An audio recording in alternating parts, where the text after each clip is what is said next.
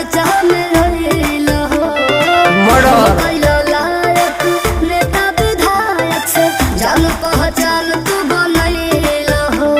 तो सुन